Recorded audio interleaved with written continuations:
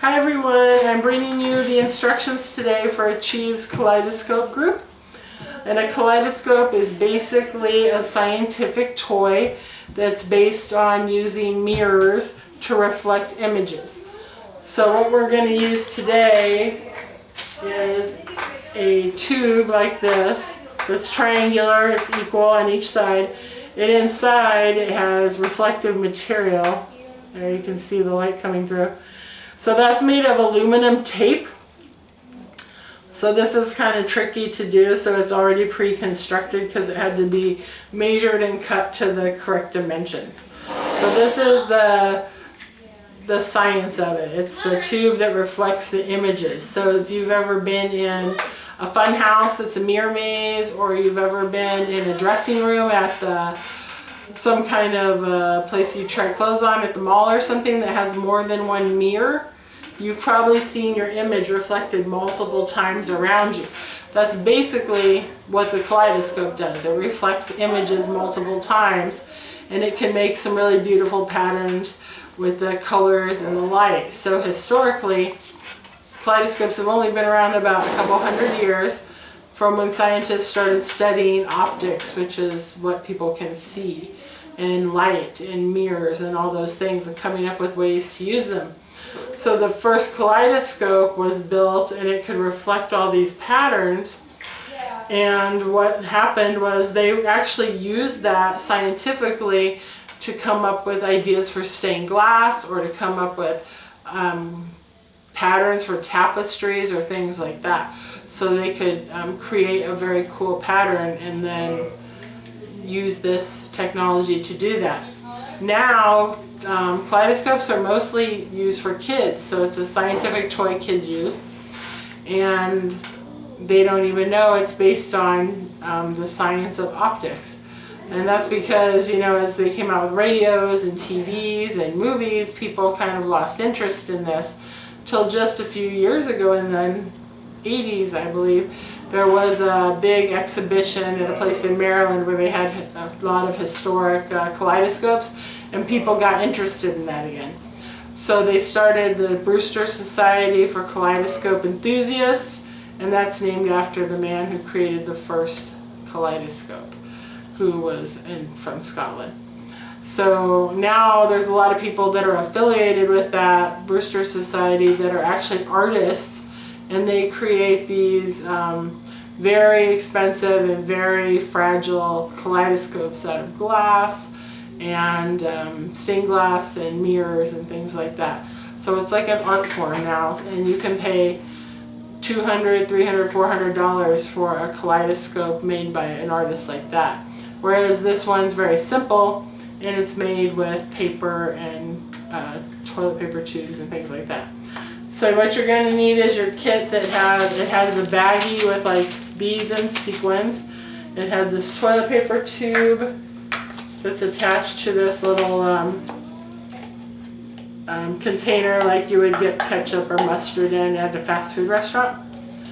So that's in there, and your tube's in there, and there's also a couple pieces of scrapbook paper that are like that. They'll may be different colors in this, but it's so you have a choice. So when you get out your tube, the first thing you're going to want to do is take this off. So just like you take off the lid. That's just so it doesn't get in the way. And then you're going to find your scrapbook paper, and you're going to want to glue it on here. So you can use your tacky glue like we sent in your kits. You could use regular glue, you could use a piece of Scotch tape to secure it at the end, but you're just going to put the glue on the back of the paper. And once you have that on there,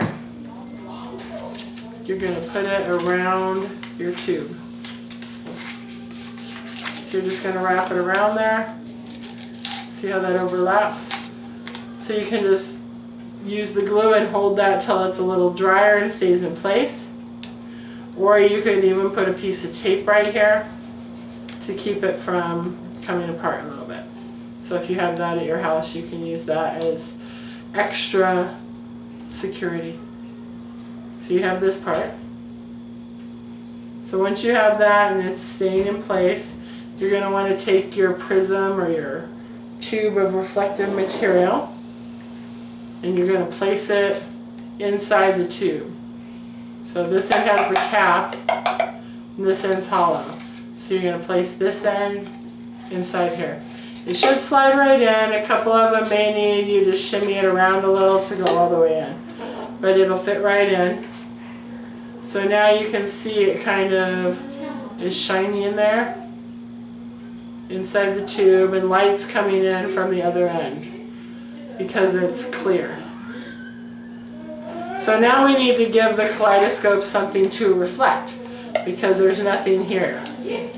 It has nothing to reflect. So we're going to use our bag of beads and sequins. So basically you're going to take the little cup you took off right here, and you're going to put these beads and sequins in it. You don't have to use all of them, or you can add some you might have of your own. Anything that's colorful and kind of translucent you can basically use to go in here. So I'm going to use all of mine, and I'm just going to pour them into here. Or you can take them out by hand, whichever one you want to do. So I'm just going to put them in there like that. So now I have a whole cup of sequins and beads, and these beads are a little bit clear, so they're colorful, but you can kind of see through them. They're not solid, so that lets more light come in. So you're going to take your tube that you have and reattach it like that. So now you have all these beads in the bottom, so your tube will be able to reflect that. I have dropped mine, so hold on. Put it back in. So once you have that, you should be able to look through it into the light and just turn it around, and you'll see those colors reflected inside. I don't know if you can see it if I turn it around.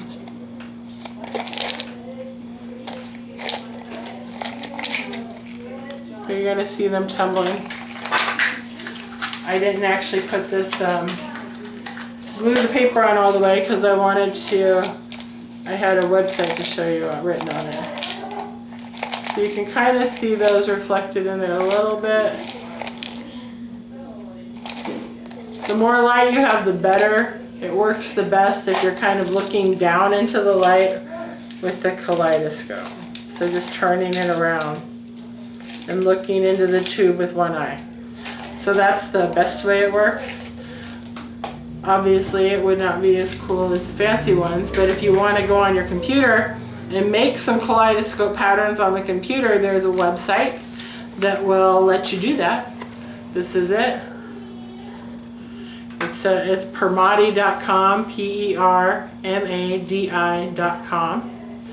and that allows you to go to something called Kaleidescope Maker or Painter, I think it's called, and it's one of the choices when you pick on the web apps on that page, and it has a lot of tools at the bottom so you can pick them and change your brush size, and whatever you draw, it will replicate all different circles. So if you draw a circle here, it's going to make circles all the way around it. If you draw a line, it's going to have lines all the way around it.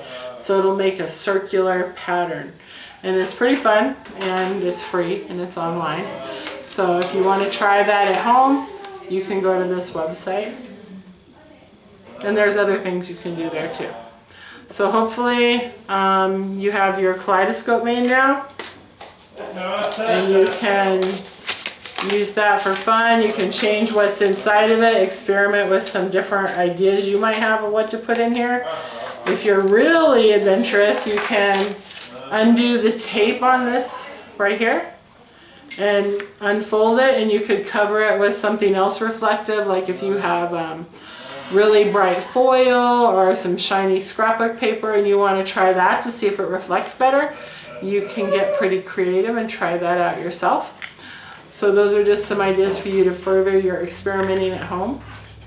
And hopefully you have a great time with that. And if you like this video, just click that below and subscribe to our channel so you can always find any activities you've missed that look fun. And we're going to see you next time. Thanks.